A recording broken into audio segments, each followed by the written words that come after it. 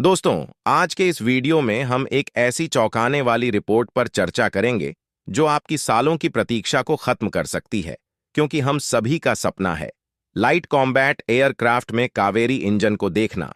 लेकिन यह सपना इतनी जल्दी पूरा हो जाएगा, इसकी हमने कल्पना भी नहीं की थी। हमें पता था कि लाइट कॉम्बैट एयरक्राफ्ट में कावेरी इंजन का इंटीग्रेशन कभी ना कभी तो होना था, लेकिन यह इतनी जल्दी हो जाएगा, इसका हमने कभी सोचा भी नहीं था। तो चलिए जाने इस अद्भुत खबर के बारे में और जाने कैसे हमारे सपने सच होने वाले हैं। आइए जानते हैं पूरा मामला क्या है दोस्तों। एरो इंजन को डेवलप करना हमारे लिए हमेशा से एक बड़ा चैलेंज रहा है। यह एक बेहद क्रिटिकल और क्लोज गार्डेड टेक्नोलॉजी है, जिसे कोई भी देश जिसने इसे विकसित कर लिया है, साझा नहीं करना चाहता। भारत के जेट इंजन डेवलपमेंट प्रोग्राम में आपने बात भली भांति समझ ली है। हम जानते हैं कि भारत सही मायने में आत्मनिर्भरता को एविएशन सेक्टर में तब तक प्राप्त नहीं कर सकता जब तक हमारे पास एक उन्नत जेट इंजन उपलब्ध ना हो।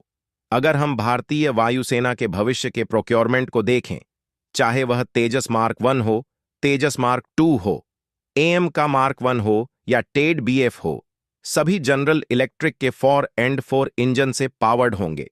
हाँ, यह तो सही है कि यह टीटी ट्रांसफर ऑफ टेक्नोलॉजी के माध्यम से भारत में बनाए जाएंगे, लेकिन फिर भी हमें कई महत्वपूर्ण कंपोनेंट्स के लिए अमेरिका पर निर्भर रहना होगा। भारत को इस क्षेत्र में आत्मनिर्भर बनने के लिए अभी लंबा सफर तय करना है, लेकिन अब एक धमाकेदार रिपोर्ट सामने आई है जो गैस टरबाइन रिसर्च एस्टेब्लिशमेंट से जुड़ी है और बहुत ही महत्वपूर्ण है। तो चलिए जाने पूरा मामला क्या है। 1 जुलाई 2024 को सैफरन ऑडिट ने GTI-GT 125 बस कावेरी को क्लियरेंस दे दी है। जी हां, यह सच है, कावेरी इंजन के इंटीग्रेशन के लिए हरी झंडी मिल चुकी है।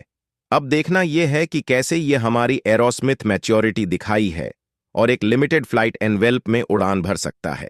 सबसे खास बात यह है कि यह क्लियरेंस कावेरी इंजन के 5 प्रोटोटाइप्स को मिली है: Kaveri K5, K6, K7, K8 और KA9। इन इंजनों ने लगभग 145 घंटे की टेस्टिंग को सफलतापूर्वक पूरा किया है। बहुत जल्द लाइट कॉम्बैट एयरक्राफ्ट तेजस में इन इंजनों का इंटीग्रेशन शुरू हो जाएगा और यह प्रक्रिया तेजी से आगे बढ़ेगी। हमें इसकी भनक तभी मिल गई थी जब नवंबर 2030 में गैस टरबाइन रिसर्च एस्टेब्लिशमेंट ने LCA स्पेसिफिक मॉडिफिकेशन के लिए एक टेंडर जारी किया था। यह modification aircraft mounted accessories MAGB के लिए थे, जो कावेरी इंजन के यूटिलाइजेशन के लिए महत्वपूर्ण है। तो तैयार हो जाइए भविष्य में तेजस को नई ऊंचाइयों पर देखने के लिए। इसके अलावा एक और टेंडर इशू किया जाता है, जहां पर GTA-1110A-K2, जो कि लाइट एयरक्राफ्ट तेजस का इस स्टार्ट यूनिट है, इसमें भी जो अपग्रेड है उसकी डिमांड करी गई थी। हालांकि यही एयरक्राफ्ट होगा जो कि कावेरी इंजन में आज फ्लाइंग टेस्ट बेड इस्तेमाल किया जाएगा। और अगर हम इन डेवलपमेंट्स को गौर से देखें तो डेफिनेटली अब हम ये कह सकते हैं कि हमारा सपना पूरा होने वाला है। जो चीज हम सपने मानते थे वह अब वास्तविकता का रूप ले चुका है। कावेरी इंजन में और भी बहुत सारे बदलाव किए जा रहे हैं। आपको बता दूं, इनके वेट रिडक्शन मेजर के बारे में इनिशियल प्रोटोटाइप जो कावेरी इंजन का था वो तकरीबन 1400 किग्रा वजनी था। बाद में उसके वजन को घटा करके 1200 किग्रा किया गया। अब यह 1168 किग्रा के आसपास है और आने वाले भविष्य में और भी ज्यादा जो वेट रिडक्शन मेजर है इनका इस्तेमाल किया जाएगा। और लाइट एयरक्राफ्ट के लिए एक ऐसा कावेरी इंजन बनाएंगे जो कि 1 टन से कम वजन का होगा, ताकि एयरक्राफ्ट की परफॉर्मेंस भी काफी एनहांस हो सके और वेट को भी रिड्यूस किया जा सके। कावेरी इंजन डेवलपमेंट प्रोग्राम पूरी रफ्तार में चल रहा है। फरवरी 2023 में एक धमाकेदार रिपोर्ट सामने आई थी, जिसमें गोदरेज एंड बॉयस ने बताया कि उन्हें गैस टरबाइन रिसर्च एस्टेब्लिशमेंट से एक बड़ा कॉन्ट्रैक्ट मिला है।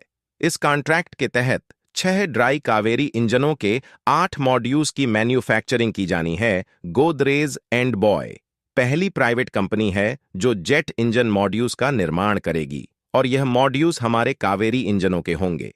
2024 में यह माना गया था कि पहले इंजन की डिलीवरी शुरू कर दी जाएगी और सभी 6 इंजन अगस्त 2025 तक डिलीवर कर दिए जाएंगे। इसके बाद इनका इस्तेमाल फर्द टेस्टिंग और एयरवर्थनेस के लिए किया जाएगा। अब कई लोग पूछ सकते हैं कि जेट इंजन को लेकर इतनी हाइप क्यों है?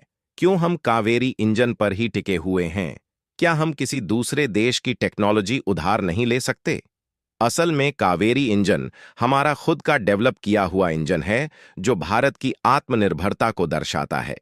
दूसरे देशों की टेक्नोलॉजी पर निर्भरता हमें कमजोर बनाती है।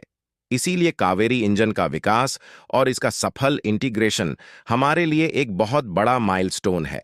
तो चलिए देखते हैं कि यह प्रोग्राम हमें कहां तक ले जाता है और कैसे हमारे एविएशन सेक्टर में क्रांति लाता है। देखिए, कावेरी इंजन प्रोग्राम की शुरुआत 1969 में इसी उद्देश्य से हुई थी कि हम ऐसा इंजन विकसित करें जो हमें सही मायनों में आत्मनिर्भर बना सके। जैसा कि हम पहले भी बता चुके हैं, कोई भी देश जिसने इंजन टेक्नोलॉजी विकसित की है, वह अपनी पूरी टेक्नोलॉजी साझा करने में कंफर्टेबल नहीं है। इसका कारण है कि इसमें बहुत ज्यादा रिसर्च और पैसे की जरूरत पड़ती है। ऐसे में जिन देशों ने इसे विकसित कर लिया है, वे इसमें अपना फायदा देखेंगे, न कि वे अपनी टेक्नोलॉजी किसी और को यूं ही दे देंगे। जब भारत ने कावेरी इंजन की शुरुआत की थी, तो इसी नजरिए से की थी कि हम तेजस को स्वदेशी इंजन से पावर देंगे और भारत आत्मनिर्भरता को प्राप्त करेगा। भारत ने जब इस इंजन की शुरुआत की थी, तो यह ख्वाहिश थी कि कावेरी इंजन लगभग 0 किलो का ट्रस्ट प्रदान करेगा और यह हमारे एयरक्राफ्ट को पावर करने के लिए पर्याप्त होगा। लेकिन बाद में दो बड़े चैलेंज ने सामने आकर हमें रुकावट का सामना करने के लिए मजबूर कर दिया। तो क्या है यह चैलेंज और कैसे हम इनसे निपट कर अपने लक्ष्य की ओर बढ़ेंगे? आइए जाने इस कहानी का रोमांचक और प्रेरणादायक पहलू। पहली चुनौती अनुभव की कमी थी, क्योंकि भारत में पहली बार इस टेक्नोलॉजी को विकसित किया जा रहा था, इसलिए सब कुछ स्क्रैच से शुरू करना पड़ा।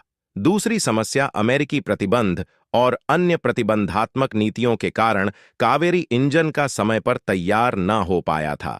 इसके अलावा समय के साथ तेजस प्रोग्राम में आवश्यकताएं और स्पेसिफिकेशन बढ़ते गए, जिससे कावेरी इंजन को पर्याप्त नहीं माना गया और 2008 में इसे तेजस प्रोग्राम से अलग कर दिया गया। 2014 कावेरी न के लिए सबसे बुरा वर्ष था, जब ऐसा लगा कि हमारी उम्मीदें खत्म हो जाएंगी। 2014 में कावेरी इंजन प्रोग्राम को पूरी तरह से संशोधित कर दिया गया था, लेकिन gas turbine research establishment GTRE ने हार नहीं मानी। उन्होंने लगातार काम जारी रखा और आज कावेरी इंजन के इंटीग्रेशन के करीब पहुंच चुके हैं। अब तक 9 फुल प्रोटोटाइप इंजन और 4 कोर इंजन बनाए जा चुके हैं, जिन्होंने 3000 घंटों से ज्यादा की इंजन टेस्टिंग पूरी कर ली है। हाई एल्टीट्यूड टेस्ट में भी इनकी परफॉर्मेंस काफी स्थिर रही है। हालांकि एक्सपर्ट्स का मानना है कि हमें अभी भी लंबा रास्ता तय करना है। सबसे पहले हमें एक हाई एल्टीट्यूड टेस्ट फैसिलिटी की जरूरत है। अगर हमारे पास यह सुविधा होती तो इंजन बनाने में इतना समय नहीं लगता, क्योंकि हमें रूस भेजना पड़ता था और वहां ऑल 76 क्राफ्ट टेस्टिंग होती थी, जिसमें पैसा और समय दोनों ज्यादा लगता था। इसके अलावा हमें एक फ्लाइंग टेस्ट बेड की भी जरूरत है। इस मामले की गंभीरता का अंदाजा इसी से लगाया जा सकता है कि खुद GTRE के अधिकारी कई बार मीडिया के सामने आकर कह चुके हैं कि फ्लाइंग टेस्ट बेड का होना बहुत जरूरी है और इसके लिए विभिन्न प्रयास किए जा रहे हैं। 2000 के दशक में पहले ऑल 76 एयरक्राफ्ट को फ्लाइंग टेस्ट बेड के रूप में खरीदने की बात की गई थी, लेकिन यह प्रस्ताव ठह कर दिया गया। फिर MiG-20 फाइटर एयरक्राफ्ट को फ्लाइंग टेस्ट बेड के रूप में इस्तेमाल करने की चर्चा हुई, लेकिन वह भी अस्वीकार कर दिया गया। इसके बाद सुखोई 30 MKI फाइटर एयरक्राफ्ट को फ्लाइंग टेस्ट बेड बनाने की बात आई, लेकिन इसे भी ठुकरा दिया गया। आज तक हम किसी भी एयरक्राफ्ट को फाइनलाइज नहीं कर पाए हैं। बाद में यह भी कहा गया कि तेजस का इस्तेमाल किया जा सकता है, लेकिन सिंगल इंजन क्राफ्ट को फ्लाइंग टेस्ट बेड के रूप में इस्तेमाल करना सेफ नहीं माना गया। हम आशा करते हैं कि यह इंजन प्रोग्राम शीघ्र ही पूरा होगा और हमें बड़ी खुशखबरी सुनने को मिलेगी। आज के लिए बस इतना ही दोस्तों, आपसे फिर मिलेंगे